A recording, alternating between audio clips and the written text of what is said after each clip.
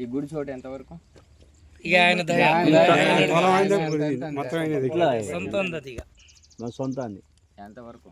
ఇట్లా ఇట్లా ఇప్పుడు బీడున్న వరకు, ఈ మట్టి పోసినంత వరకు, బీడున్న వరకు అదేలే ఆగిరి గుడిది అడుగుతుండు సార్. ఇంకో 7 రెక్కల చెల్లెలని 7 పెట్టే సార్ ఇంత ముందు. ఇవన్నీ బండలు, అదంతా ఒక జాయింట్ లేకుండా బండ, ఒకటే బండ అది. ఏడగా అనరా అదంతా ఎడలుపుది. 7 రెక్కల చెల్లెలని ఇక్కడ దాకా అట్లా ఉండే చిన్న చిన్న గుళ్ళు.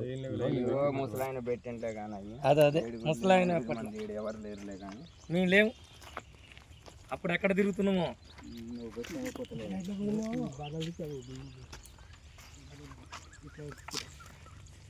శివాలయం టైప్లో వేయకూడదా అని ఉత్తర ముఖం అమ్మవారా? అంటే ఇటు ఎంట్రెన్స్ మళ్ళీ ఉంది. అబ్బాయ ప్లాన్ చేస్తున్నా సాగురా నాయన. భూమి మీదనే ఉన్నా, ఏం తగ్గలే.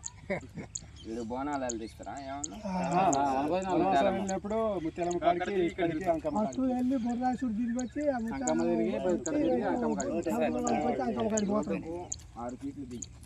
ఆరు నుంచి 8 ఫీట్లు దిగి కరెంట్ పోల వరకు ఓకే ఖాళీ.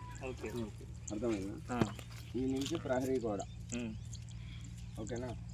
ఈ నుంచి ప్రహరీ గోడ చూసుకొని దీన్ని 3 భాగాలు చేసి ప్రహరీ గోడ కానించి మనకు ఎంతవరకు స్థలం ఇస్తాడు అనుకున్నాడో అంతవరకు 3 భాగాలు చేసి 20 ఫీట్లు అనుకున్నాం. 20 ఫీట్లు అంటే 3 6 18, 5 తీసి 6వ ఫీట్ కానించి మొదలు పెట్టుకొని గుడి వేసుకుంటాం. చిన్నదే, పెద్దది కాదు. ఈడ తూర్పే ఈడేస్తాం. గుడి వేసి ఇక్కడికి వచ్చిన తర్వాత ఈడ ఒక 5 ఫీట్ల బాట తీసి ఈ నుంచి ఉత్తర ముఖం పెట్టుకొని ఇందులో గేటు పెట్టుకుంటాం. రేపు ఆయన పొలం పోవటానికి కూడా ఇది బాట. పొలంలోకి కానీ పొలంలోకి కానీ గుళ్ళకి కానీ రావాలంటే ఇది బాట. ఆయన ఇట్లా వచ్చి ఇటు పోయి గుళ్ళకి పోతారు. ఈశాన్యంలో ఉత్తరంలో పెట్టుకోవచ్చు, ఉత్తర ఈశాన్యంలో పెట్టుకోవచ్చు. అర్థమైందా? ఇక్కడనే ఎందుకు ఇస్తుందంటే ప్లాను పాతడికి కలిసి వస్తుంది అమ్మవారికి గుళ్ళకి. అర్థమైందా? ఒకవేళ ఆ సారి ఒప్పుకొని ఇదే పొలంలో కలుపుకొని ఇటించుకుంటా అంటే, ఇదే పొలంలో కలుపుకొని ఇటే ఇస్తా అంటే అప్పుడు ఈ నుంచి తీసుకొని గుడి పైకి వేసుకుంటాం. సేమ్ అట్నే గలం. ఇప్పుడు చెప్పినట్టు చెప్పండి అయ్యారు, ఇదే కరెక్ట్గా, ఇదే పెట్టరు. ఇక కలుపుకోవటం ఏం వద్దు కానీ విషయం చెప్తున్నా. ఏదైనా అదే ప్లాన్ అనమాట. కలుపుకోవటానికి ఇక్కడ బండ అలా కలవదు. ఉన్న వరకు మడసంగా పెడదాం. ఓకే సరేలే. మెత్తడిది అయితే అటు గుంజితే పోవు కానీ పోదు.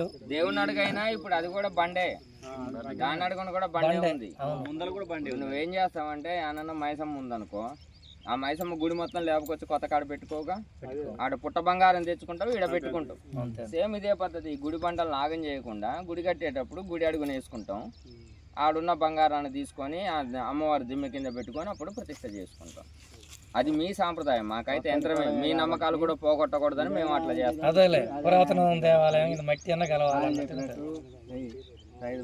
ఇదైనా నీకే కలుస్తుంది, అదైనా సరేలే. సరే సార్, అదే ఏదైనా ఏం లేదు సైజు, ఇబ్బంది ఏం లేదు. రోడ్డుకి ఒక 8 ఫీట్లు ప్రమాణాలు ఎంత ఉండాలి చూద్దాం. ముగ్గు పోసేటప్పుడు స్థలాన్ని బట్టి, వైశాల్యాన్ని బట్టి చేద్దాం. గర్భగుడి 9.5 ఉంటే బయటంచు మినిమం బాగుంటుంది. విగ్రహం 3 ఫీట్లు వస్తుంది. అది గర్భాన్ని బట్టే విగ్రహం వేయాలి.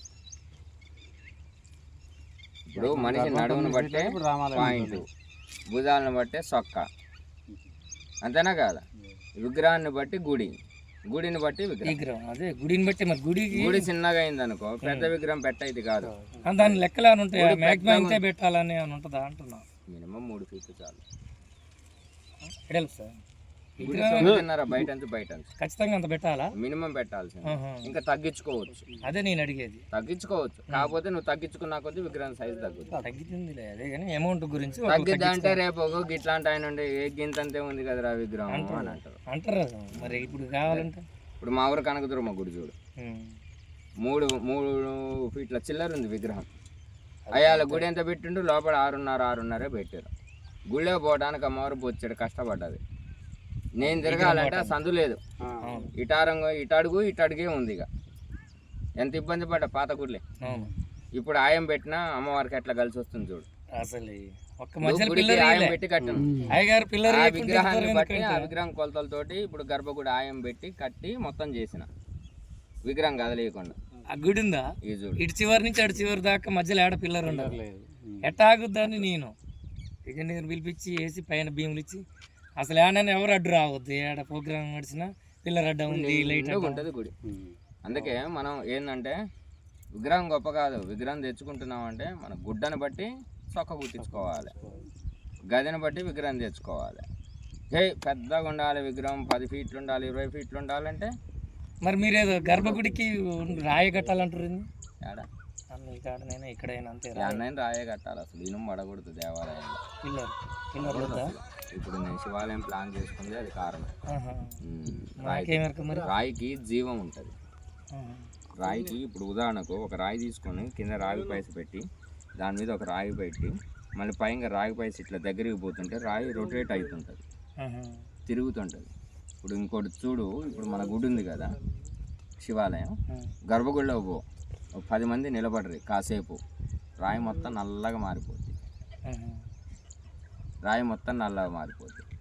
ఎందుకు అని అంటారు కొంతమంది, ఏమంటే ఆవిరి ఎక్కువై రాయి మారుతుంది అంటుంది. కానీ ఆవిరి కాదు, అక్కడ ఏంటంటే ఆ రాయికున్న శక్తి వల్ల నీలో ఉన్న ఎనర్జీని గుంజుతుంటుంది, నెగిటివ్ ఎనర్జీని గుంజేస్తుంటుంది. దేవాలయం చుట్టూ ప్రదక్షిణ చేయగానే వీళ్ళు ఒక చైతన్యం వస్తుంది. ఎందుకంటే ఆ దేవాలయంలో ఉన్న శిల్పకళ, రాళ్ళు, దాంట్లో ఉన్న రాగి నీలో ఉన్న నెగిటివ్ ఎనర్జీని గుంజేస్తుంటాయి అన్నమాట. అందుకే దేవుని గుడి చుట్టూ ప్రదక్షిణం చేయమనేది. అర్థమైందా? అది అట్నే మన శివాలయంలో పోయినాం అనుకో, ఒక 10 మంది కలిసి లోపల నిలబడితే ఎమ్మటే రాళ్ళు నల్లగా మారిపోతాయి లోపలి. అది మొన్న శివరాత్రి రోజు గమనించారు అందరు. అట్లా అందుకే రాతి దేవాలయం కట్టం అనేది. ఈ పిల్లర్లు ఇవి ఏంటంటే స్లాబులు 30-40 ఏళ్ళు ఉంటాయి, లింగ 50 ఏళ్ళు ఉంటాయి, మా అంటే 60 ఉంటాయి. తర్వాత బెచ్చలు